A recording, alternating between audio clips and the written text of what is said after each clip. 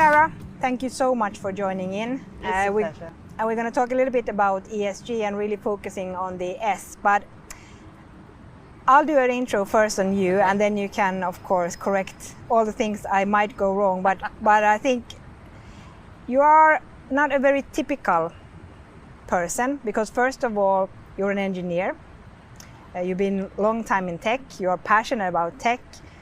You're a mom, and you're actually one of the top women in tech within AWS. And I would actually say in Europe, yes, but globally. So it's a pleasure having you here, and it was lovely talking with you last time, because there are not many of you, because I consider myself a bit the same-ish, I think, but you're a little bit more hardcore when it comes to cloud. So really happy to have you here. And last time we spoke also about the challenges that we women face, but also the possibilities we have. So we're going to talk a little bit about that today as well. But I also want to talk a little bit about, like, you are the picture of having it all within tech, but it's still, you are the exception, not the rule. So let's talk a little bit more about what we as women also can do to kind of drive our own causes and not be just hanging around. So thanks for coming, and maybe now it's your time to fill in the gaps. Gosh, where do I start? Shall I start by giving you a bit about Please, me? Yeah, right. Give to us Yes, who's looking a little bit more about you. Okay, so I am the EMEA Director for Solution Architecture. So I lead the solution architects who work with all of our customers across EMEA, they're like the technical bedrock of the organisation, right? They are trusted advisors to our customers. They help them to maximise the value that they get from AWS. I've been doing that for the last 18 months. And prior to that, I was Chief Technology Officer in an insurance company in the UK, Direct Line, where I led the move to cloud and helped them to deliver new systems that exploited cloud. And before that? And before that, I worked at IBM. I was a distinguished engineer at IBM, particularly looking at how to do large, complex architectural integrations. Yeah. So to put it short and sweet, you know how to get shit done. Yeah, big shit. Yeah, exactly. And complex shit. Complex shit, exactly. Yeah. and really moving it to cloud, and I love it, and I really liked when we last time talked, and of course we are happy to be collaborating very closely with AWS. But could you tell me a little bit about your role, both as a tech leader, innovator, and of course as a mom, because I know you're very passionate about also diversity, equity, inclusion. So my role really has a number of parts, right? So clearly I lead the solution architecture community, right? But some of that is around building thought leadership, looking at innovation. You know, I lead the teams that from a technical view think about sustainability, right? Whether it's sustainability in the cloud, sustainability on the cloud or through the cloud, right? So how do we help our customers to not only run their technology in a more sustainable way, but actually think about how we can use cloud technology to actually build sustainable solutions, because that's what we need to do. And let me do the mum part, right, as well. Yes, right? definitely. And I am part of this is because my daughter's been doing a master's in sustainability. Nice. And so, and that was during COVID. She's just finished. So I got involved as well because, it was during COVID, during lockdown. So, absolutely converted to we need to be doing stuff and we need to be doing it now. Yeah, and I love that, because I think that's the thing, especially what we want to talk about is that it's never too early and it's never too late to make an impact. And I really think that both you and me, with the extensive backgrounds, like kind of been around for some time, seen a lot of stuff, I think really what I love is that there's not an algorithm for experience. Yes. So when you bring that to the table and then you inject the youth, because that's our future. Yes. Yes. Yeah, I love it. And I think we can sometimes, we can sometimes speak out in a way that it's harder when you're younger. Yes. So we can have that point of view and push that point of view as well.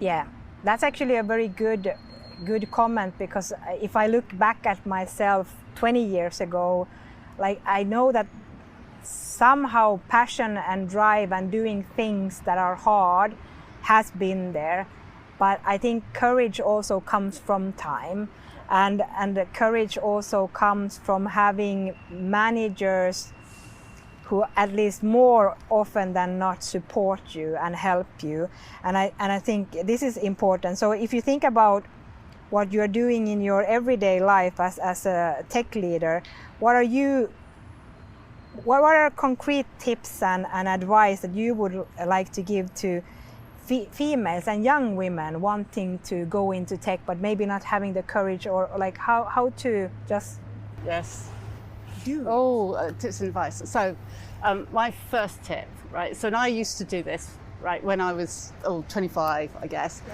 So I had a cloak of invincibility. Okay. Right, I used to put it on every morning. Right, it was almost, clearly no one could see it, but just have courage. Right, don't take it personally. Have courage, and really feel that you can go and make a difference. Right, so I think that mental attitude, right, and that attitude that says we can govern how we turn up every day. Yeah. Right, and we can turn up kind of expecting to be, not to be heard, but actually can turn up expecting to be heard. Yeah. Right. So, and I think that's really important to do. So, yeah, I like that, and it's a really good concrete advice, because in the end of the day, also, if you don't believe in yourself, you will never have anyone else believing it either, and that doesn't really matter how young or old you are. But so having that courage, and of course, through time, it evolves. Yes, absolutely. The second tip I give you is never say sorry. Right, I used to do this. Right, 5 o'clock in the evening, I would go, "I'm really sorry, guys. Really sorry. Got to go. Got to nanny. I've got to go." Right, and actually, or I'd be going, "No, I can't do this because of because of cricket or because of something else." Right, and I realised that actually, particularly men would just go, "No, I'm busy." Right, they wouldn't explain. They just go, "No, I can't do this time. I'm busy." Right, and then and actually when you turn it, and I felt I'm apologising here, actually for having children. Yeah. Right. So if you turn it around and you go, "No, I'm really sorry. I'm busy," then it's a different. Yeah. It's different, right? Yeah. You feel different about it, and actually the people you're working with feel different about it. And it sounds like really such a small thing, but actually it kind of makes a difference. Yeah. So that would be one other thing I would say, right? So But do you believe that it's possible for women to have it all these days? Do I believe it's possible to have it all? No. So I keep telling you, I used to shout at the radio sometimes about this. I think there are always choices to be made, right? And so 20 years ago now, my husband died. I was left with 2 children, 5 and 9 at the time. I was working full time. I clearly took a long period off. I was off work for at least a year. Yeah. When I came to go back, and I kind of looked at so first of all, let me tell you. First of all, I looked at my financials, right, and I was going, I can't afford to go back. Yeah. Right, it's going to cost me too much.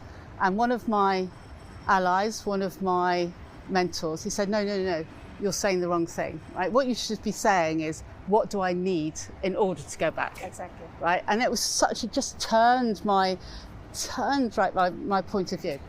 And the second thing that I realised is you can't have it all. It's just, you will end up, right, you'll be exhausted, you'll end up sort of running out of energy, and then you go, so it forced me to be very clear about what I would do and what I wouldn't do, and prioritising, and I think that was really helpful, because I think we do try and do it all. We try and go, yes, I'll do this, I'll do everything, but actually it's really hard to try and do everything. And I really can relate in that sense, that I had also that moment in life where I was asked to join a bank as the CIO. Right. And I was thinking about the salary, because the salary I had used to have, Right. I knew that it wouldn't be enough. Yes. But then actually my husband said, and he was like, but you should just go in and say that this is the minimum. Yes. And I was like, I can't do that. Right. And then Right. he was like, but then you can go. Yes. And then I went, and then I just said, like, this is the minimum salary. Under this, I can't come. Yes. And then the CEO looked at me and he said, okay. And then I was like, what the fuck? Did I ask for enough? Yeah, exactly. But that's Yes. kind of when I Yeah. realized that Yeah. it's you have to be able to voice it out. You need to know what you want, and then you need to go after it. And I also think, like when you said having it all, I think people spend way too much time thinking about how their life should look, Right. Yes. instead of Yes. just doing things Yes. that they want to be doing and evolving. Because if you put your, I remember some years ago, especially we had in some media coverage about women who chose not to have children because they wanted a career. Yes. I'm not saying there's nothing bad with not having kids. I have 4, so like sometimes I wish I could borrow them somewhere else. But Yeah. it has never been a choice for me. So it's been a lifestyle thing. Yes. Yes. And I think like we should leave women alone. Yes. Some Yes. people want kids, some don't, some can't have, Yes. some maybe shouldn't have. But in the end of the day, if we start painting this picture about like, okay, you're 21, you need to have this education in order to be in that position and that's bullshit. And we paint this picture Yes. of people who can have it all, Yeah. and it all works, and their Yeah. children Yeah. are, you know, amazing, and Yeah. no, they're not. No. They can be revolting sometimes, yeah. right? I always said small children, small problems, big children, bigger problems. Yeah.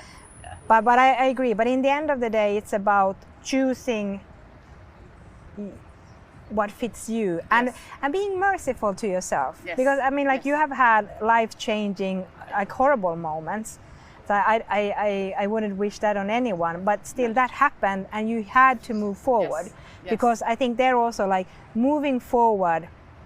It what matters. Then whatever that is, it can change. And yes, you're right. And you best laid plans, you know, can fall apart in an instant, right? And I think that was the other thing, is about resilience, right? You know, this vision of what's going to happen just disappeared, and so so you have to do that.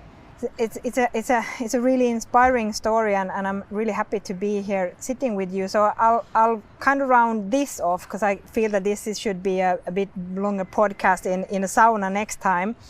But what do you think prevents businesses, big and small, today getting more women in executive roles? So I think, and actually we've been talking about this in AWS recently, right? I think what I see, particularly if I think about tech, right, is I think we need to grow the pipeline, right? And you have to grow the pipeline deliberately. You have to help things like succession planning, right? You need to make sure you have diverse talent in your succession planning, because that then helps you to say, what does this person need to have in order to step up to do my job? It's a really interesting question, right? So that, I think sometimes women don't put themselves forward, right? Because they actually are thinking, you know, what's the trade-off here, right? Am I prepared to pay the price in terms of what it means for the rest of my, you know, so, and I will tell you that I moved to Direct Line as CTO probably about 3 months before my daughter was 18. So at which point she was much more mobile, and you're right. The problems were different, but actually, you know, a different type of care. So I think so. It's partly on us. It's partly on that succession planning. And I think it's partly on our allies, right? We also talk a lot about sponsorship, and actually what we're trying to do is help to raise the visibility of some really good people.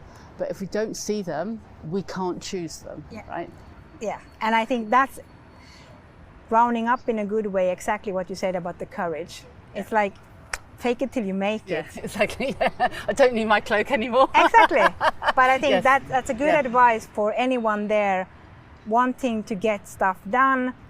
And as you said, it's very hard in a management position to see people and their ambitions. Of course, as you said, systematically looking for them and putting it in the succession, but also make yourself noticed and heard. Yes. I mean, like, what's the worst thing that can happen?